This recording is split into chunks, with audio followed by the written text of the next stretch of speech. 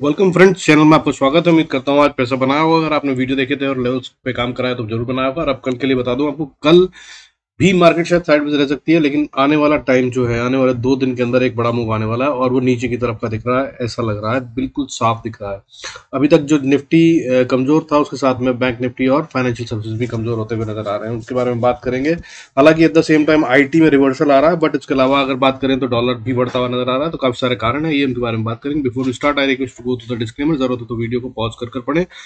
आइए देखते हैं डेटा को। और आज देखिए, आप एफआईआईएस ने बेचना शुरू कर दिया। जैसे मैंने बताया था अपने वीडियो में, वीकली वीडियो में बताया था आपको कि 15 तारीख के बाद ये बेचना शुरू कर देते हैं। तो धीरे धीरे बेच रहे हैं। अभी फिलहाल इन्होंने 810 करोड़ का माल आज बेच दिया है।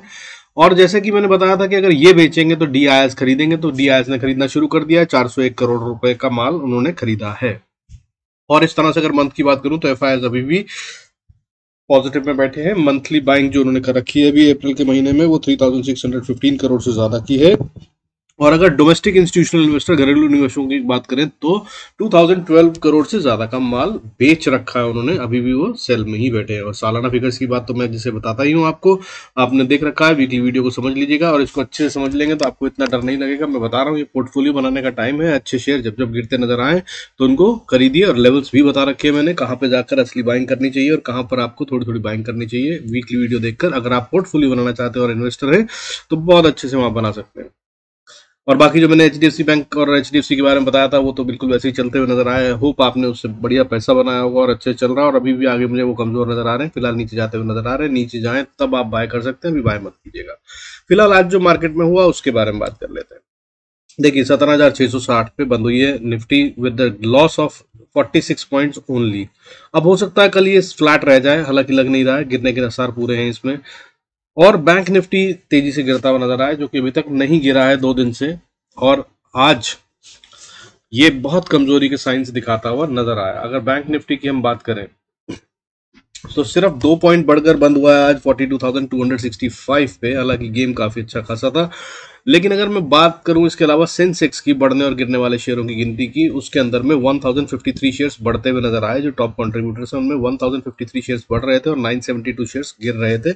यानी कि बढ़ने वाले शेयरों की गिनती ज्यादा थी, हालांकि बहुत ज्यादा नहीं थी, बराबर सही है। 100 शेयर्स का फर्क था, लेकिन फिर भी पॉजिटिव में ही है। लेकिन कल के मुकाबले बढ़ने वाले शेयरों की गिनती आज बढ़ गई थी।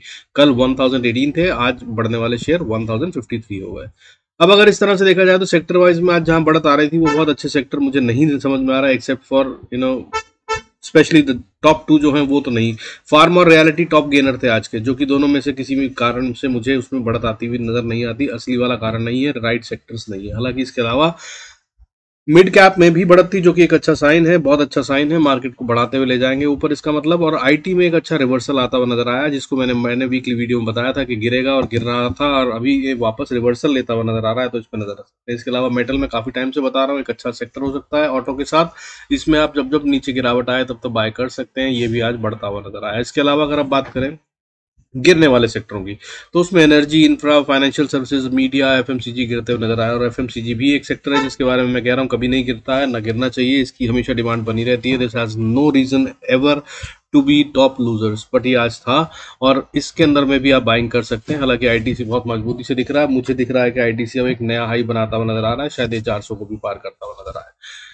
इसके अलावा अगर ग्लोबल संकेतों की बात करें तो गोल्ड इस समय पे, हालांकि दिन भर नेगेटिव था, अभी फिलहाल पॉजिटिव में आ चुका है। 0.63% बढ़कर 60,560 के ऊपर चल रहा है। और मैंने वीकली वीडियो में जैसे बताया था कि इसको से बेचने की कोशिश मत कीजिएगा, ये और ज्यादा बढ़ता हुआ नजर आ सकता है। और सिल्वर के बारे में भी मैंने ऐसा ही कुछ कहा था। सिल्वर 0.7% बढ़कर 75,333 पे चल रहा है। हालांकि ये थोड़ा सा कूल ऑफ होगा। अभी अपर रेंज इसकी 78,800 है, जिसपे ये जाता हुआ नजर आ सकता है। और जो मैंने वीकली वीडियो में बताया था कि ये कूल ऑफ होगा और नीचे की तरफ आ सकता है, वो ये कर चुका है। तो अब अगर इस पर नजर रखें तो वीकली वीडियो को अगर आपने देखा है, लेवल्स को यूज कर रहे हैं और अब बाय करने की कोशिश कर सकते हैं। ये दोबारा से ऊपर जाता हुआ नजर आ सकता है। क्रूड की बात करें तो क्रूड अभी भी अटका हुआ है। 6,800 के ऊपर जाएगा तभी बाय कीजिएगा, नहीं तो ये नीचे जा रहा है। मैंने बताया आपको 5500 5100 ये लेवल्स हैं जिसके लिए टेस्ट हो सकता है। अभी फिलहाल 6,634 पे ट्रेड कर रहा है विद अ स्मॉल इंक्रीज कह लीजिए 0.03%, बहुत ज़्यादा कुछ मूवमेंट है नहीं। लेकिन at the same time dollar की अगर आप बात करें तो ये 82 के ऊपर वापस आ गया है, ये अच्छा साइन नहीं है। और अगर अब ये और बढ़ता है तो 82.30 क्रिटिकल लेवल है। अभी तक ये सपोर्ट दे रहा था निफ्टी बढ़ाने में, लेकिन अब ये गिराने की कोशिश कर सकता है। अगर ये 82.30 के ऊपर जाएगा तो इसकी सपोर्ट खत्म हो जाएगी, और अगर इसकी सपोर्ट खत्म होती है तो जो बढ़त निफ्टी में आ रही थी या बैंक निफ्टी में आ रही थी या हमारी मार्केट्स में आ रही थी, ये खत्म होती हुई तो नजर आएगी। और उसके बाद फिर नजर रखिएगा 83.36 पे, जैसा कि मैंने बता रखा है, एक्सप्लेन कर रखा है। उसके ऊपर अगर चला गया तो फिर ये मार्केट को नीचे धकेलेगा, और तब मार्केट निफ्टी 15,000 के पास भी जा सकता है। आज अगर हम बात करें वॉलेटिलिटी इंडेक्स की तो उसमें हल्की सी गिरावट थी, बहुत ज्यादा बढ़त के साथ नहीं बंद हुआ है, लेकिन फिर भी फ्लैट ही समझिए था। लेकिन वैसे तो है लोअर लेवल पे ही 12 के आसपास है, और अगर ये 12 के आसपास ही बना रहता है तो मार्केट में अभी फिलहाल बहुत बड़ी गिरावट के तो कुछ संकेत नजर नहीं आ रहे हैं। हालांकि मुझे लग रहा है कि कल मार्केट को साइडवेज रखकर थर्सडे की एक्सपायरी के अंदर गेम होता हुआ नजर आएगा।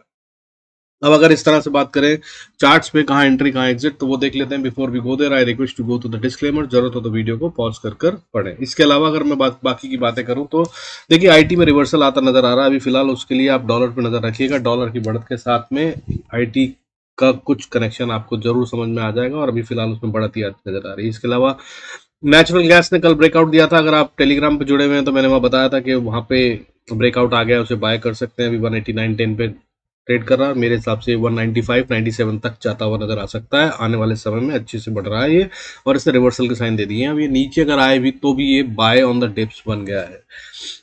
और अगर इसके अलावा हम बात करें तो विक्स जैसा कि बताया मैंने 12.07 पे बंद हुआ है, 1.55% का डिप था, बहुत ज़्यादा दिक्कत नहीं थी। लेकिन अब निफ्टी की अगर हम बात करें तो टॉप इंपॉर्टेंट लेवल्स की अगर मैं बात करूं, देखिए पीसीआर इस समय 0.70 पे आ चुका है, जो कि एक क्रिटिकल लेवल है। यहाँ से इसको बढ़ना चाहिए, इससे ज़्यादा नीचे जाता हुआ नजर नहीं आ रहा है मुझे। तो इसका मतलब ये है कि गिरावट भी आ सकती है, शॉर्ट कवरिंग भी आ सकती है, मतलब गेम तैयार सा है और ये बढ़ता हुआ नजर आ सकता है। ये कुछ तो होने वाला है, ये बात दिख रही है इससे। अब गिरने के चांसेस ज़्यादा हैं, तो उस पर नज़र बनाए रखिएगा। और मेरे हिसाब से अगर ये नीचे गिरा तो एक अच्छी सपोर्ट जो है वो 17,500 के आसपास आती है, 500-550 पे। और इसको नहीं बचा पाया अगर निफ्टी, और खास तौर पर 17,460 क्रिटिकल लेवल है, इसको नोट कर लीजिए। अगर इसके नीचे पहुंच जाए तो फिर बिंदास बेचिएगा, फिर ये नीचे जा रहा है, फिर 100-150 पॉइंट बहुत तेजी में देगा ये। हो सकता है थर्सडे को हो, कल ना हो, बट नजर रखिएगा। इसके अलावा फाइनेंशियल सर्विसेज निफ्टी जो है वो वीक होता नजर आ रहा है। अभी तक पिछले 3 हफ्ते से लगातार 4 हफ्ते से ये अपने आप को कमजोर होने से बचाए हुए था, दिखा रहा था कि मैं नहीं गिरूंगा, लेकिन आज ये फाइनली क्लोजिंग बेसिस पे भी इसने वीकनेस दिखा दी, और इसकी वजह से बैंक निफ्टी भी कमजोर दिख रहा है। जिसका मतलब ये है, सॉरी, जिसका मतलब ये है कि अब ये मार्केट और जो अभी तक बचा रहा था बैंक निफ्टी वो अब दूसरी तरफ आ जाएगा, जिसका मतलब ये है कि गिरता हुआ नजर आ सकता है। और इसलिए आपको बता रहा हूँ कि सावधान रहिएगा, इसके अंदर में खतरा हो सकता है इसकी वजह से। अब इसके अलावा अगर बात करें तो चार्ट्स पे देख लेते हैं कि हमें कहाँ एंट्री कहाँ एग्जिट करनी है। देखिए निफ्टी का इंडेक्स ये रहा, मैंने आपको कल बताया था। आज ये इनसाइड कैंडल बनाई है, कल मैंने हालांकि डोजी के बारे में कहा था, इसमें डोजी नहीं बना है, बट बैंक निफ्टी काफी क्लोज टू डोजी है, डोजी जैसी फॉर्मेशन नहीं है, बट ये वही इनसाइड कैंडल बनी है जो मैंने कहा था, ये वही है, एग्जैक्ट वही फॉर्मेशन नहीं बनी जैसा मैंने सोचा था, बट ये वही है। मार्केट जहां खुली थी वहीं के आसपास बंद होने की कोशिश करते हुए गेम दिखाएगी, मैंने कल के वीडियो में बताया था, आज वही हुआ है और अभी भी। और उस तरह से अगर आप देखें तो कल जो मैंने कहा था वो अभी भी बाकी है, यानी कि देखिए 20 EMA इससे बहुत दूर है, 20 SMA से प्राइस, और इसको प्राइस को इसके नीचे तक आना है, लेकिन साथ में 20 EMA को ऊपर उठा दिया गया और ये ऊपर की तरफ जाती हुई नजर आ रही है। तो मुझे जो मिलते हुए नजर आ रहे हैं वो 41,000 के आसपास करीब करीब मिलते नजर आ रहे हैं। यहाँ तक तो मार्केट आती हुई नजर आ ही रही है, शायद थर्सडे तक आएगी, अभी नहीं गिरेगा, लेकिन हो सकता है कि कल भी गिरावट हो जाए। अगर इनको बढ़ना है तो कल एक अच्छी गिरावट के बाद थर्सडे को बड़ी तेजी आ सकती है, ऐसा गेम भी हो सकता है, अभी क्लियर नहीं है। अभी दोनों एंटी हैं, निफ्टी कह रहा है कि मैं ऊपर नहीं बढ़ूंगा और नीचे जा रहा हूँ, गिरूंगा, डेफिनेटली गिरूंगा, और बैंक निफ्टी कह रहा है कि अभी तो मैं नीचे जाने के लिए मूड में नहीं हूँ और अभी मैं रुकूंगा। फाइनेंशियल सर्विसेज इसमें धक्का दे रहा है, बहुत जोर से लग रहा है, तो इसका मतलब बैंक निफ्टी बच पाएगा कि नहीं ये कहना मुश्किल है, चांसेस आर के वो ना बच पाए। अब लेवल्स नोट कर लीजिए, लेवल्स के हिसाब से अगर मैं बताऊं कि कहाँ पे बाय करना है कहाँ सेल करना है, तो सबसे पहले निफ्टी की अगर हम बात करें तो अगर इसको देखिए जाना है ऊपर, तो ये जहां बैठा है ऊपर जाने के चांसेस वैसे है नहीं, SGX निफ्टी भी नीचे दिख रहा है, ग्लोबल भी इस समय सारा रेड में है, काफ़ी नीचे जाता हुआ नज़र आ रहा है।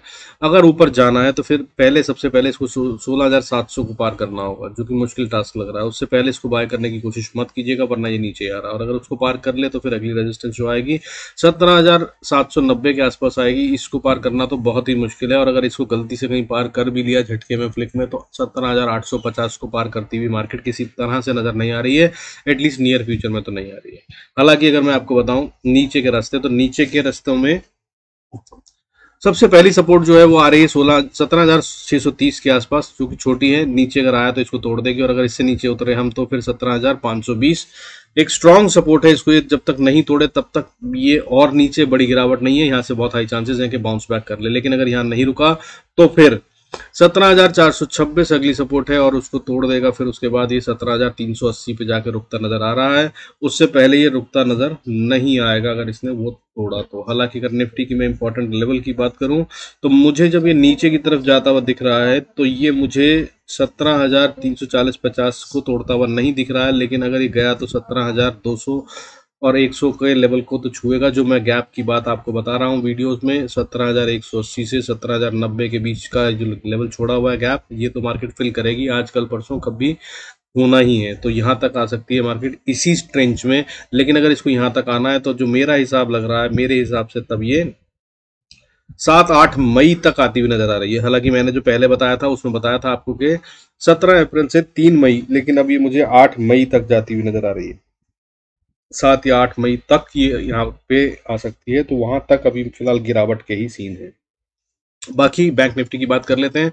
अगर बैंक निफ्टी की हम बात करें तो बैंक निफ्टी अभी भी बहुत वीक नहीं हुआ है, अभी भी ये ब्रेकआउट के चैनल के ऊपर है, जैसा कि बताया, जैसे निफ्टी भी था। लेकिन अब ये रिवर्सल या रिट्रेसमेंट दिखा रहा है, जो कि बनती भी है, लेकिन ये कितनी होगी कहना मुश्किल है। क्योंकि अभी क्या ये कमजोर हो गया है, तो ये भी कमजोर तो नहीं हुआ है, अभी भी इसमें दम बाकी है और ये ऊपर जा सकता है। लेकिन इसने डायरेक्शन घुमा दी है और नीचे की तरफ जा रहा है, और ये ओपन हाई बना के नीचे आया है। और अभी जो ये कमजोर कैंडल दिख रही है, इसको मैं कमजोर क्यों नहीं मान रहा हूं वो बता दूं आपको, कि 2 दिन पहले तक जब ये बढ़ रहा था तब जो इसने हाई बनाया था, ये अभी भी उससे ऊपर ही क्लोज हुआ है, जो कि बहुत स्ट्रॉन्ग साइन होता है। इसका मतलब ये होता है कि अभी तक बुल्स हारे नहीं है और बियर्स ने टेक ओवर नहीं लिया है। और अगर बियर्स ने कल टेक ओवर लिया तो ये कल ही झटके में सीधा 41,620 तक ये जाता हुआ नजर आ सकता है। तब मैं मानूंगा कि बियर्स ने कंट्रोल कर लिया। और सिर्फ यही एक इंडेक्स रह गया जिसपे अभी तक बियर्स का कंट्रोल नहीं है, अदरवाइज फिन सर्विसेज और निफ्टी पूरी तरह से उनके कंट्रोल में है।